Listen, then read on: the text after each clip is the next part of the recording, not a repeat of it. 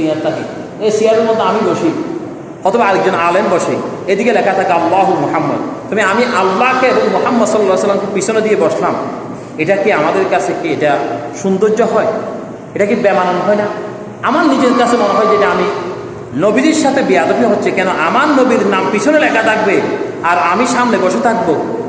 এরকমটা আমার মনে হয় না। এই যে এখানে আল্লাহু লেখা আছে, এখানে আল্লাহু মুহাম্মদ লেখা আছে, এটা যিনি বানায় প্রথমে এটা ফা দিয়ে বানানো হচ্ছে, ফা লাগানো হচ্ছে এখানে। তাহলে এই যেখানে পা লাগানো হয় সেখানে আল্লাহ এবং রসুলের সাথে বেয়াদবি হয় বলে আমার মনে হয়, কিন্তু অন্যদের মনে হয় কিনা আমি জানি না। তাহলে আল্লাহ এবং রসুলের সামনে এটা বেয়াদবি হয় বলে আমার মনে হয়। আমার মনে হচ্ছে যে এই নামগুলি এখানে না দিয়ে আমরা স্বাভাবিক নাম ব্যবহার করব।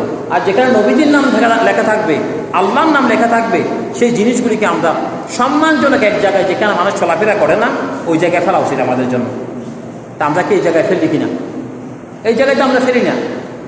নবীজির সামনে মিছিল করলাম, পুস্তাকগুলি ফতে ফেলে দিলাম, এখানে আল্লাহর নাম লেখা আছে, আমার নবীর নাম লেখা আছে, যেখানে রশিদ আহমদ গাঙ্গুহি একটা বিসি ফেললো না, মানুষের ভালো লাগবে, সেখানে আমরা মিলাদুন নবী করি, সিরাতুন নবী করি, জশ্ন জুলুস করি, যা করি, এই ফেস্টুলগুলি যদি নিচে পায়ের সাথে পড়ে এটা বেয়াদবি হয়ে যাবে নবীজির সামনে।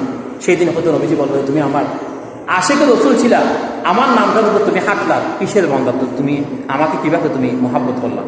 এটা যদি জিজ্ঞেস করে আমি জবাব দিতে পারবো না। এই জন্য আমরা যারা নবীজিকে আশেক, প্রত্যেকটি কদম কদম আমাদেরকে খেয়াল রাখতে হবে নবীজির সম্মান কোথাও নষ্ট হচ্ছে কিনা।